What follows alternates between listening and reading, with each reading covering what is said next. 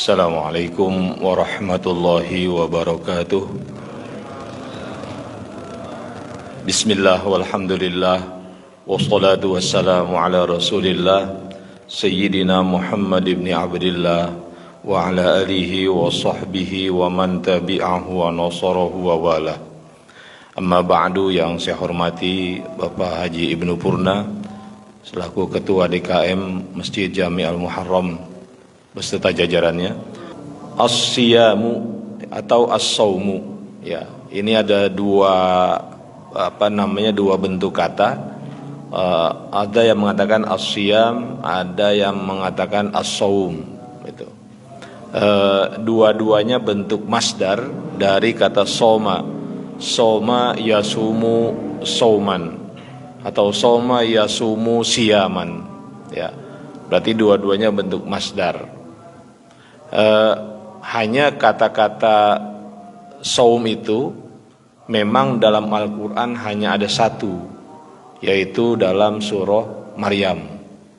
Ketika Allah berfirman dengan mengabadikan apa yang diucapkan oleh Bunda Maryam, beliau mengatakan, inni nazartu lirrahmani sauma. Jadi inni nazartu lirrahmani sauma, sungguh aku telah bernazar kepada Tuhan Ar-Rahman sauma, untuk berpuasa, ya. Itu hanya satu itu, kata saum. Selebihnya yang berkaitan dengan puasa, Al-Quran menggunakan kata siam. Termasuk ketika memerintahkan kita untuk berpuasa, Allah juga menggunakan kata siam, ya, kutiba alaikumus siam, bukan kutiba alaikumus saum. Itu, ya. Perintah puasa ini sebetulnya dia merupakan syariatun qadimah. Jadi syariat yang udah lama. Syariat yang sudah juga diberikan kepada umat sebelum umat Nabi Muhammad. Sehingga dalam firman tersebut yang terkait dengan perintah puasa, Allah menyusun redaksinya, ya, dengan satu kalimat yang memotivasi kita untuk berpuasa Ramadan tanpa merasa terbebani, ya. Jadi kama kutiba alal ladzina min qablikum. Jadi orang-orang yang terdahulu sebelum umat Nabi Muhammad juga berpuasa. Maka ketika kita diwajibkan puasa 1 bulan, jangan mengeluh, begitu, ya. Kemudian yang kedua, kalimat perintah berpuasa itu, ya, yang menjadi landasan hukum kita untuk puasa Ramadan, ini menggunakan kalimat pasif.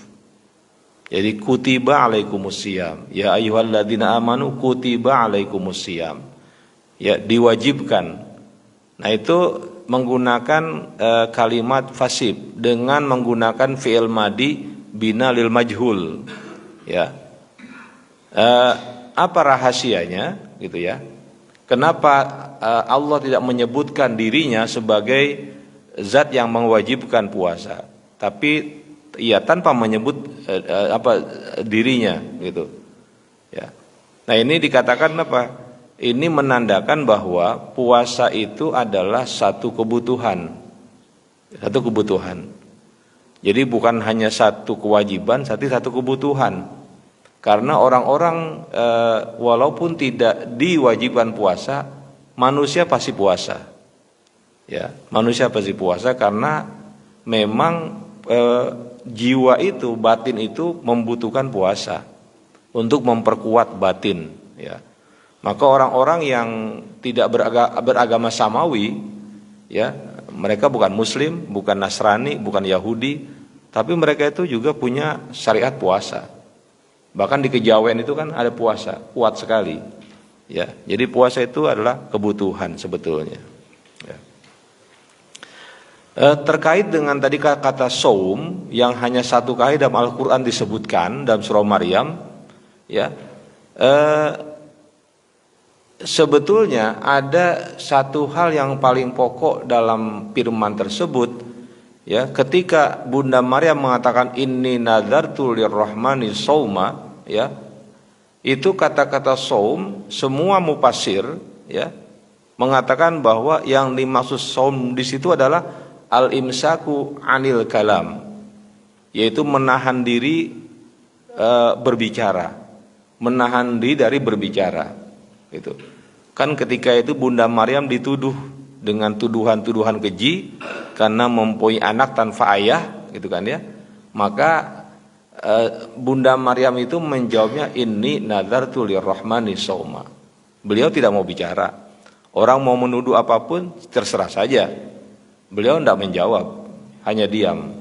Nah, dan sebetulnya ya di antara makna hakiki puasa yaitu memang berdiam diri untuk tidak banyak berbicara. Karena pada dasarnya nanti kita lihat betapa puasa kita rusak ya karena perbuatan lidah. Ya, perbuatan lidah. Gitu.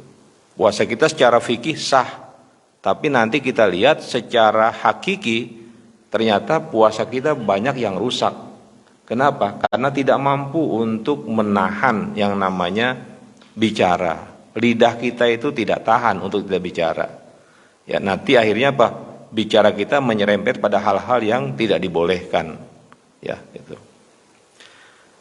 Para hadirin hadirat yang saya hormati, terkait dengan syarat, ya. Dalam hukum itu kan syarat adalah sesuatu yang harus dipenuhi sebelum dilaksanakannya satu ibadah. Itu syarat. Ya. Jadi ketika kita belum berpuasa, belum melaksanakan ibadah puasa, ya harus terpenuhi syarat-syaratnya. Kalau syarat tersebut tidak terpenuhi, berarti puasa bahkan ibadah apapun itu tidak akan enggak akan sah, gitu ya. Itu. Nah di sini para ulama madhab yang 4 ya, mereka ini sebetulnya tidak terlalu tajam perbedaannya berkaitan dengan syarat puasa, ya. Hanya namanya saja yang agak berbeda.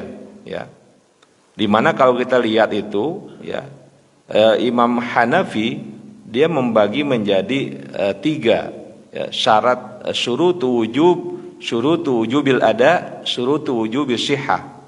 Jadi syarat-syarat wajibnya puasa, syarat-syarat wajibnya puasa yang apa? Bukan yang qadha, yang ada, yang sedang dilaksanakan, gitu ya. Memang sesuai dengan waktunya. Kemudian syurutu wujubil sihah, syarat wajib sahnya puasa. Itu 3. Nanti dikembangkan lagi seperti yang saya tulis di situ, saya tidak urai satu persatu ya. Namun pada dasarnya ini hampir semuanya sama. Ya. Kecuali niat. Niat semua imam yang 3, baik itu Imam Hanafi, Imam Maliki, ya Imam Malik maksud saya, dan Imam Hambali, niat masuk ke dalam syarat, ya. Niat masuk ke dalam syarat. Tapi Imam Syafi'i tidak memasukkannya ke dalam syarat. Imam Syafi'i memasukkannya ke dalam rukun, ya. Jadi ada syurut, ada rukun, ya. Ada syurutus shaumi, ada arkanus shaumi. Gitu. Jadi beliau bedakan tuh. Dan memang hanya Imam Syafi'i yang menempatkan niat sebagai rukun puasa. Yang lain menyatakan oh itu adalah syarat, ya, syarat puasa. Para bapak ibu yang saya hormati, ya. Kemudian kalau kita lihat, saya lebih fokus pada mazhab Syafi'i saja, ya. Tentang syarat wajib puasa itu di dalam tulisan tersebut, ya, satu diantaranya adalah Islam, ya. Jadi kalau kita sini menurut ulama mazhab Syafi'i, ya, yang menjadi syarat wajib puasa adalah Islam. Berarti orang non muslim kalau dia berpuasa ya tidak sah. Nah, dia nggak wajib, gitu. Kemudian sudah berusia baligh. Berarti anak kecil mereka tidak wajib, ya, nggak wajib. Jadi kalau belum baligh ya belum wajib, gitu. Ya. Kemudian berakal, ya, berakal ini menjadi hal yang juga syarat, ya. berarti orang yang gila tidak wajib untuk puasa Ramadan, ya. Kemudian yang keempat, mampu melaksanakannya. Itu merupakan syarat wajibnya orang berpuasa ya Ramadan. Berarti kalau tidak terpenuhi 4 syarat tersebut, ya tidak ada kewajiban berpuasa di bulan Ramadan. Kemudian syarat sahnya di situ apa? Islam, ya, tamyiz. Tamyiz ini anak yang belum balik tapi sudah mampu membedakan yang benar dan yang salah. Itu tamyiz, ya. Jadi kalau anak yang tamyiz dia berpuasa, puasanya sah. Tapi kalau anak kecil yang belum tamyiz dia puasa, puasanya tidak sah. Jadi ada anak umur 3 tahun, ya, dia belum mampu membedakan mana yang benar, mana yang salah, ya, mana yang kiri, mana yang kanan. Dia nggak bisa membedakan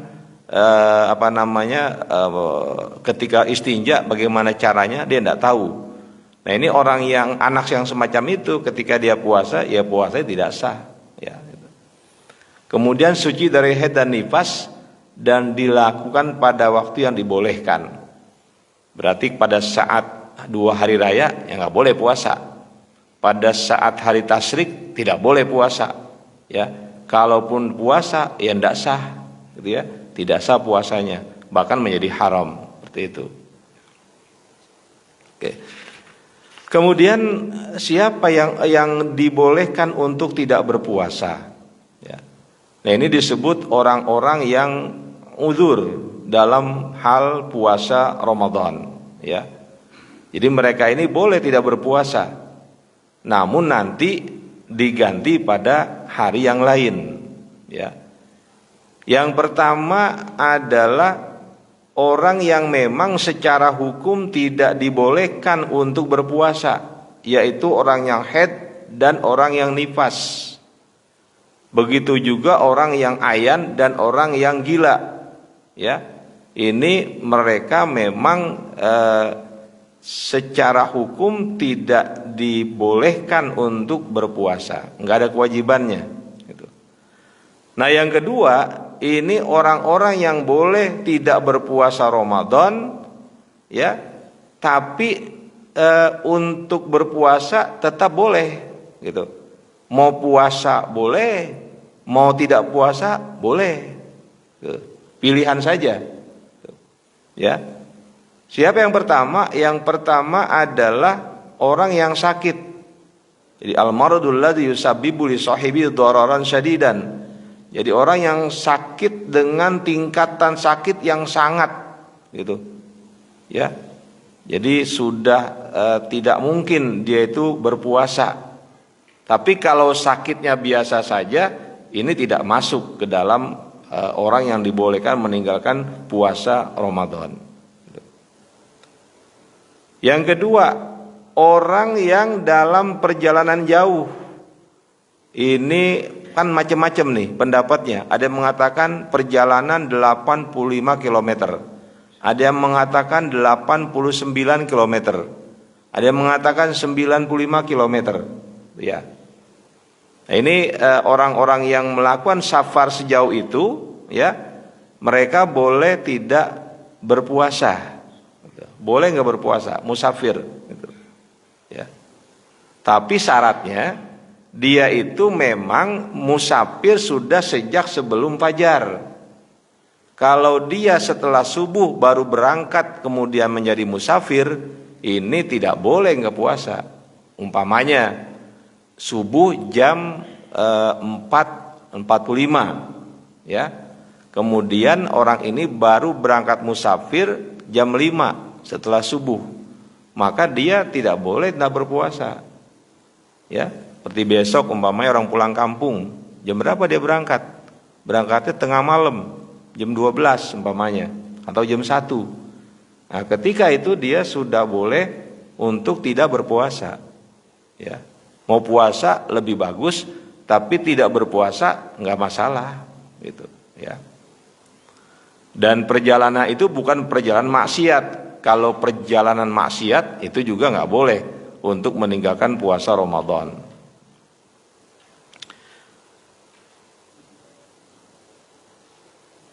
Kemudian juga ada orang yang menurut ulama Syafi'iyah itu nggak boleh dia meninggalkan puasa. Seperti apa? Orang yang mudi musafar, orang yang senantiasa terus dalam perjalanan, umpamanya sopir bus. Sopir bus itu kan terus dia, ya. Dia atau sopir apapun gitu ya, dia ke luar daerah terus gitu, balik lagi, kemudian berangkat lagi. Ini dalam pandangan ulama mazhab Syafi'i, mereka ini tidak termasuk orang yang safar yang dibolehkan untuk tidak puasa. Mereka tetap harus berpuasa. Kemudian yang ketiga, al-ajzu anis syiyam, orang yang memang nggak mampu berpuasa. Ya, orang yang memang nggak mampu berpuasa. Nah, orang ini adalah orang yang sakitnya sulit untuk diharapkan sembuh, ya, terus-menerus sakit sehingga kondisi fisiknya kelihatannya nggak mungkin dia berpuasa, gitu. Bahkan nggak mungkin dia mengkodok, gitu ya, nggak mungkin dia mengkodok karena fisiknya lemah sekali. Nah, ini orang ini nanti dia mesti ganti dengan fidyah, ya, bayar fidyah. Jadi 1 hari dia tidak berpuasa, maka dia membayar fidyah untuk 1 orang fuqara masakin. Itu, ya. Yang kedua, orang yang udah tua benar. Udah umur 90 umpamanya atau di atas itu. Secara fisik memang enggak mungkin dia itu berpuasa. Maka dia boleh tidak berpuasa Ramadan dan tidak perlu mengqadha karena memang tidak mungkin dia mengqadha. Ya. Maka dia cukup mengganti dengan membayar fidyah, seperti itu.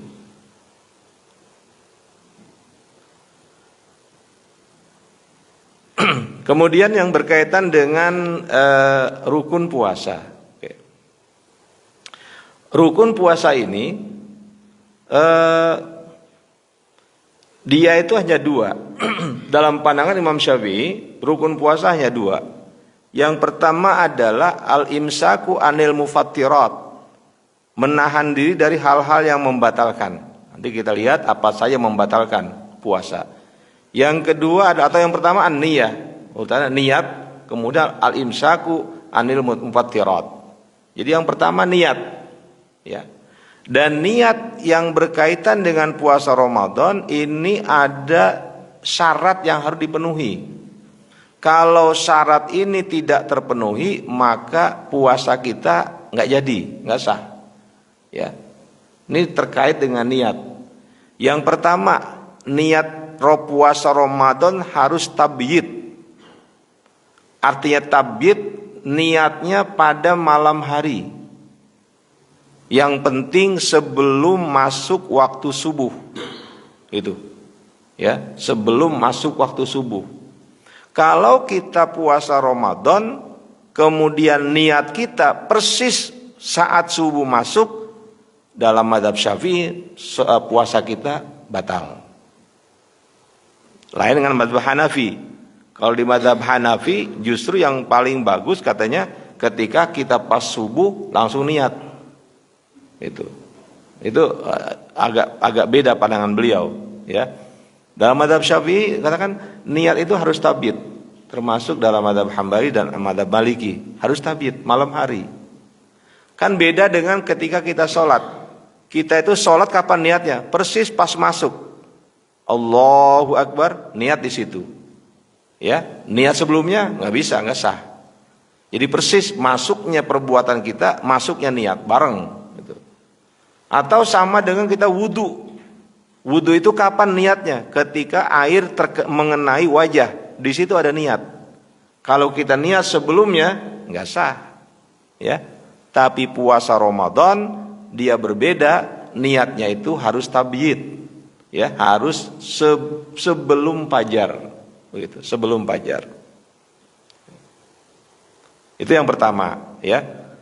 Maka kita ada kebiasaan bagus orang-orang kita habis tarawih, witir, kemudian ada zikir sedikit, ya, kemudian kita niat puasa, itu.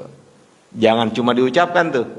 Itu namanya lafaz puasa bukan niat, tapi harus ada terlintas di hati, ya. Tuh. Kemudian syarat yang kedua, ta'yin. Ya, dinyatakan puasa apa? Ya, maka sering kita dalam bahasa Arab nawaitu shauma ghadin an adai fardhi syahri ramadhani, gitu kan ya? Kan puasa Ramadan gitu. Kalau kita cuma niat aku besok niat mau puasa tanpa menyebut puasa Ramadan, maka niatnya tidak sah. Harus ada ta'yin, jadi penetapan gitu. Kemudian yang ketiga syarat niat at-tikror, berulang. Setiap malam niat. Ya, setiap malam itu wajib niat. Hari pertama, hari kedua sampai hari terakhir itu semua harus pakai niat. Berbeda dengan mazhab Maliki. Mazhab Maliki membolehkan ya orang yang berpuasa di awal Ramadan niat, saya niat puasa Ramadan seluruhnya. Ya, 30 hari umpamanya. Cukup, udah cukup. Ya, besok dia nggak niat nggak apa-apa itu. Itu dalam mazhab Maliki, ya. Tapi kalau di mazhab Syafi'i niat itu harus setiap malam. Namanya apa? At-tikror, harus diulang-ulang terus, begitu, ya. Oke. Kemudian yang berikutnya, tadi dikatakan rukun yang kedua dari puasa adalah menahan diri dari hal-hal yang membatalkan. Di situ ada catatan saya, ya. Yang membatalkan puasa yang pertama al-aklu wasyurbu, makan dan minum, ya, muta'ammidan, secara sengaja. Berarti kalau nggak sengaja ya nggak batal, gitu kan ya. Tapi kalau sengaja, walaupun sebesar apa namanya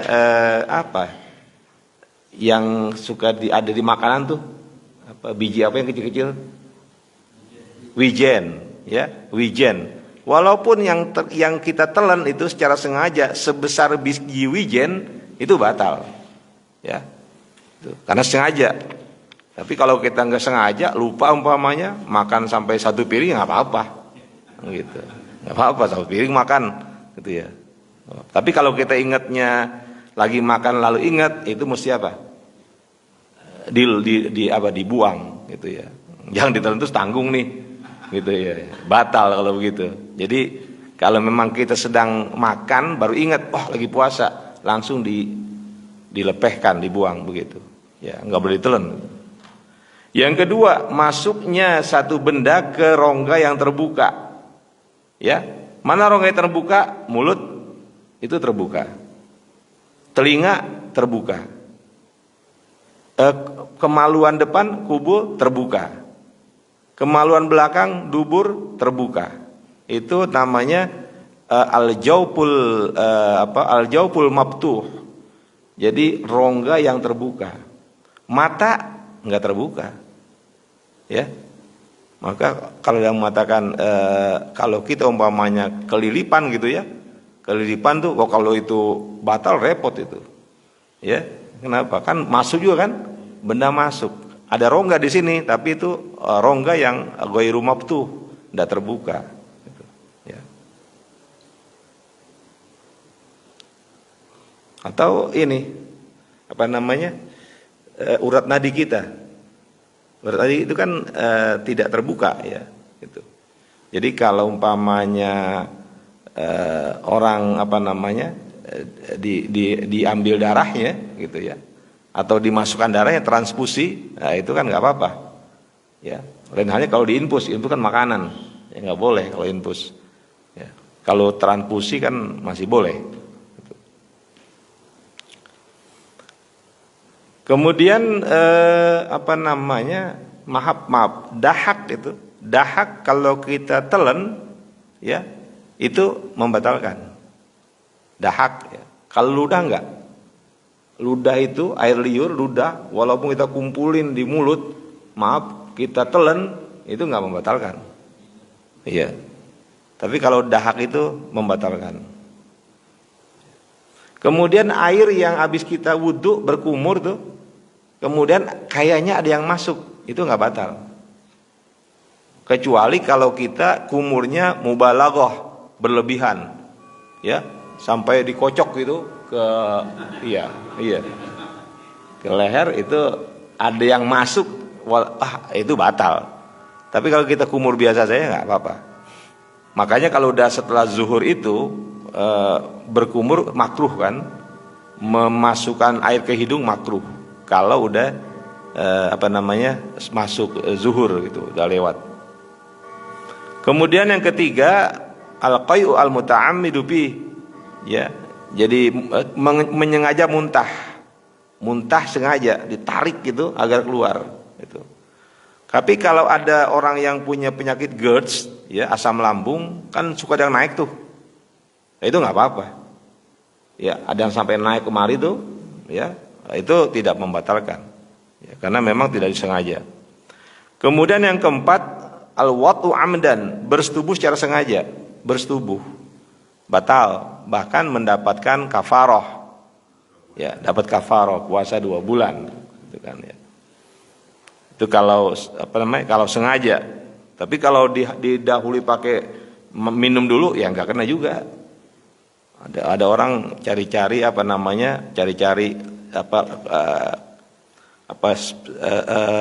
ya sisi hukum yang bisa dipermainkan. Jadi dia makan dulu atau diminum dulu, batal puasanya baru bersetubuh.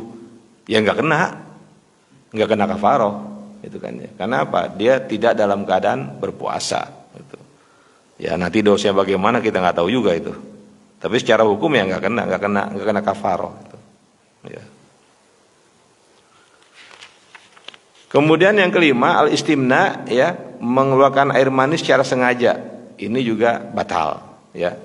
Tapi kalau kita umpamanya mimpi gitu, itu nggak batal. Ya, umpamanya mimpi, kemudian mimpi sesuatu keluar air mani, itu tidak membatalkan puasa. Ya. Bagaimana kalau kita mencium istri, ya, itu haram, ya. Gitu.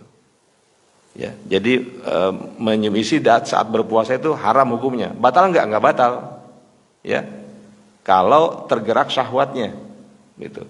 Haram kalau tergerak syahwatnya, ya. Tapi batal puasanya nggak batal, ya, nggak batal puasa itu. Kecuali kalau dia mencium istrinya sampai syahwatnya ada, lalu keluar air mani, batal itu, gitu.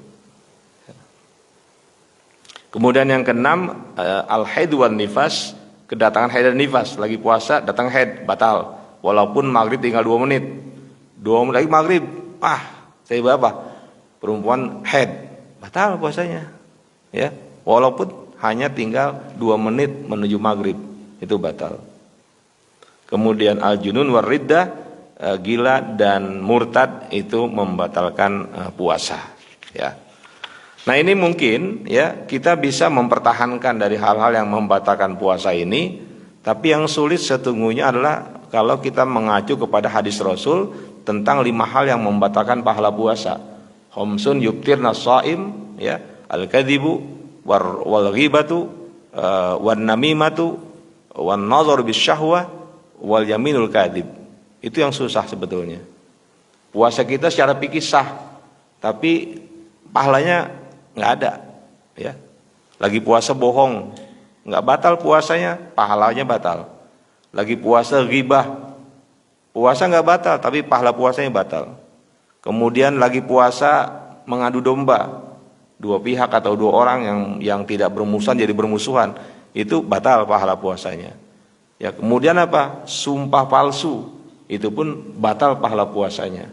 Kemudian yang kelima an-nazar bisyahwah, memandang dengan syahwat, itu pun membatalkan pahala puasa. Ini yang susah sebetulnya, ya.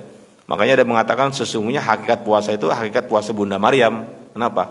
Nggak ngomong, ya, nggak ngomong. Karena dari 5 itu 4 adalah perbuatan lidah, cuma 1 yang perbuatan mata. An-nazar bisyahwah, ya. Ya, saya kira ini, ya, apa yang saya sampaikan pada materi terkait dengan puasa Ramadan ini. Mudah-mudahan, ya, secara fikih kita insya Allah puasa kita benar, gitu, ya. Jalan lancar, nggak ada masalah. Tapi yang paling sulit adalah bagaimana kita memuasakan seluruh anggota tubuh kita sehingga puasa kita betul-betul puasa yang kelasnya itu kelas puasa khos ya, orang-orang yang spesial gitu. Bukan puasanya orang awam.